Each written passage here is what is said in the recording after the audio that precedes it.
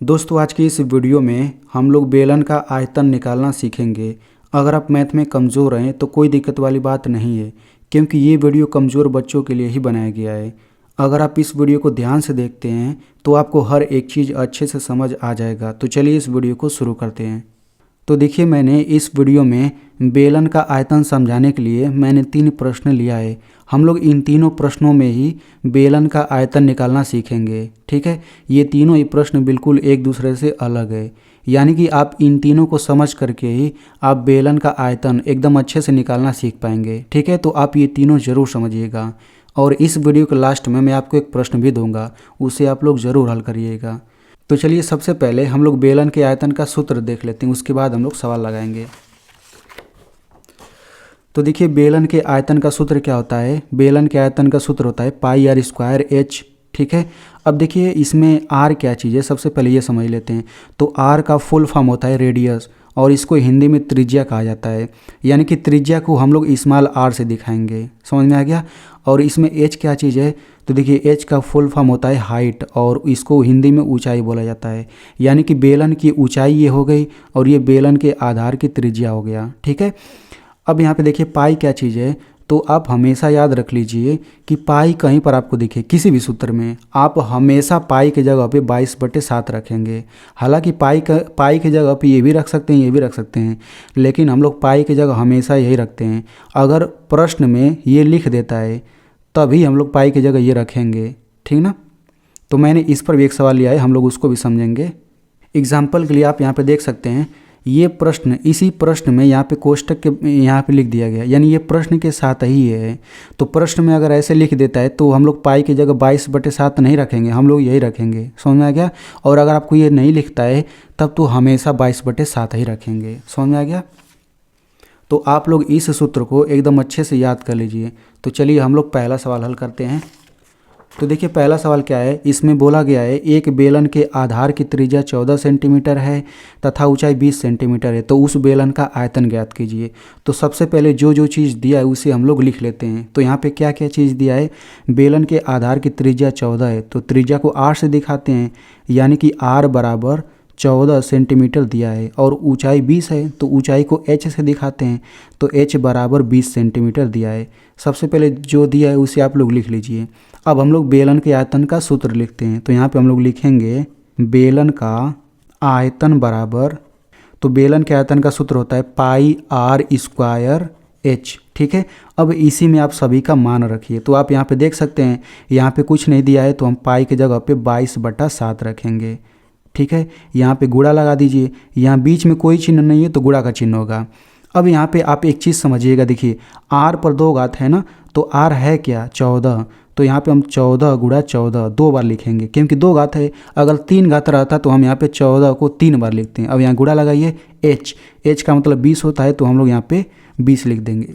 अब यहाँ पे आप लोग अच्छे से समझिएगा, क्योंकि यहाँ पे काटने में बहुत बच्चे गलती करते हैं। ठीक है, तो देखिए यहाँ पर एक ही बटा दिया गया और बटा के नीचे क्या है 7 है। ठीक है, अब ये सब इधर दिया गया है, तो भाई इन सभी को हम लोग बटा के ऊपर ही मानते हैं। समझ में आ गया। अब देखिए नीचे 7 है ना, तो 7 के पहाड़ा में ऊपर जो भी आता है वो कटेगा। तो ऊपर देखिए 22 से 7 के पहाड़े में आता है क्या, नहीं आता। मतलब 7 का पहाड़ा पड़ेंगे तो 22 कहीं पर नहीं आएगा। 7 का पहाड़ा पड़ेंगे 14 आ जाएगा ना, बिल्कुल आ जाएगा। 7 दूना 14, तो यानी कि ये हम काट सकते हैं। समझ में आ गया। तो 2 बार में पहाड़े में आता है तो हम 7 दूना 14 लिखेंगे। ठीक है, अब हम क्या करेंगे, देखिए ये 7 कट गया, कट के हट गया, ये 14 भी कट के हट गया। अब 14 की जगह पे ये 2 आ चुका है, तो ये हम सबसे पहले लिख लेते हैं, ये 22, ये 2 और ये 14 और ये 20। अब हम क्या करेंगे, अब इन्हीं चारों संख्याओं का गुणा करेंगे, हमारा आंसर आ जाएगा। तो इन चारों संख्याओं का गुणा कैसे करेंगे, सबसे पहले इन दोनों का हम गुणा कर लेते हैं, फिर इन दोनों का। तो 22 और 2 का गुणा करेंगे, 44 आ गया गुणा। 14 और 20 का गुणा करने पर क्या आएगा, तो देखिए भाई 14 और 20 का गुणा करना है ना, तो इसमें 0 लगा हुआ है, तो 0 को पहले लिख लीजिए और 14 दूना 28, यानी इनका गुणा करके इतना ही आएगा। अब भाई इनका गुणा कर लीजिए, तो 44 और 280 का यहाँ पे देखिए गुणा मैंने किया है, गुणा करेंगे तो ये आपका इतना आ जाएगा 12,320। तो लिख लीजिए 12,320। समझ में आ गया। अब देखिए बहुत लोग इसी को आंसर बोल देंगे, लेकिन नहीं, ये आंसर बिल्कुल भी नहीं है। हालांकि ये तो संख्या आ चुका है, लेकिन यहाँ पे कुछ लिखेंगे। क्या लिखेंगे, देखिए यहाँ पे CM लिखा है ना, तो वही CM यहाँ पे लिखिए, ठीक है। अब चूंकि ये आयतन है तो यहाँ पे आप 3 घात लगा देंगे। आप किसी भी चीज़ का आयतन निकालें, जब भी आप आयतन निकालेंगे तो यहाँ पे 3 घात जरूर रहेगा। समझ में आ गया। अगर यहाँ मीटर रहता तो यहाँ पे मीटर लिखते हैं और यहाँ 3 घात लगा देते हैं, क्योंकि ये आयतन है। अगर आप क्षेत्रफल निकालते तो 2 घात लगाते हैं। ये मैंने आपको पिछली वीडियो में बताया था। तो अब जा कर के ये आपका आंसर है। समझ में आ गया। अब यहाँ पे इसमें एक चीज़ और समझ लेते हैं। देखिए यहाँ पे 4 संख्याओं का गुणा करना है ना, तो इन चारों संख्याओं का गुणा करने का पहला नियम ये होता है कि आप 2 संख्या का गुणा कर लीजिए, 2 संख्या का, और उनको नीचे लिख लीजिए, फिर इनका गुणा कर लीजिए। एक तरीका और होता है, आप 22 और 2 का गुणा करिए, जो आएगा उसका तीसरे संख्या के साथ गुणा करिए, फिर जो आएगा उसका चौथे के साथ गुणा करिए। तो ऐसे करेंगे तो इतना ही आएगा, यानी वो भी दूसरा तरीका है, ठीक है। तो हम उसका भी प्रयोग कर सकते हैं। चलिए अब हम लोग दूसरे प्रश्न को हल करते हैं। तो आप लोग देखिए दूसरा प्रश्न क्या कहा जा रहा है। इसमें बोला जा रहा है किसी बेलन के आधार का व्यास 10 सेंटीमीटर है तथा ऊंचाई 8 सेंटीमीटर है, तो उस बेलन का आयतन ज्ञात कीजिए। सबसे पहले भाई देखिए बेलन के आयतन का सूत्र क्या होता है। बेलन के आयतन का सूत्र होता है पाई आर स्क्वायर एच, ठीक है। तो इसमें आर और एच यही बदलेगा, यानी अगर हमें बेलन का त्रिज्या पता है, एच पता है, तो हम लोग उसका आयतन निकाल सकते हैं। लेकिन हमें यहाँ पे तो एच दिया है लेकिन त्रिज्या नहीं दिया है, कोई दिक्कत नहीं। अब आप समझिए ये व्यास क्या होता है। इसी व्यास है, इससे आपका त्रिज्या निकलता है। व्यास का आधा ही त्रिज्या होता है, यानी कि 10 व्यास है ना तो त्रिज्या 5 होगा, 10 का आधा 5 ही होता है ना। तो हम लोग ऐसे लिख लेंगे आर बराबर 10/2, ये 5 सेंटीमीटर, ऊंचाई 8 है तो 8 सेंटीमीटर हो गया, ठीक है। अब हम यहाँ पे सूत्र लिखेंगे बेलन का आयतन बराबर पाई आर स्क्वायर एच। अब देखिए यहाँ पे कोष्टक में कुछ नहीं लिखा है, तो हम लोग पाई की जगह पे 22/7 रखेंगे, गुणा आर क्या है 5, तो यहाँ पे 5 × 5 2 बार लिखेंगे, क्योंकि आर पर 2 घात है। 3 रहता तो 3 घात लिखते हैं, एच 8 है तो यहाँ पे 8 लिख दीजिए, ठीक है। अब देखिए ये सब बटा के ऊपर ही माना जाएगा। अब आप देखिए 7 के पहाड़ा में इनमें से कोई आता है कि नहीं, नहीं आता है। तो 7 के पहाड़े में 22 भी नहीं आता, ये भी नहीं आता, ये भी नहीं आता, ये भी नहीं आता है, यानी कि 7 से कोई नहीं कटेगा, तो कोई दिक्कत नहीं। बटा के नीचे आप 7 लिख लीजिए। अब इन चारों संख्याओं का गुणा करके ऊपर लिख लीजिए। तो जब आप इन चारों संख्याओं का गुणा करेंगे ना तो वो 4400 ही आता है।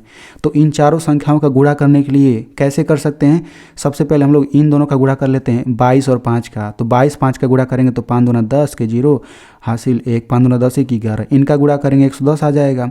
5 और 8 का गुणा करेंगे 8 5 40 आ जाएगा। अब आप इन दोनों का गुणा कर लेंगे तो आपका इतना आ जाएगा, ठीक है।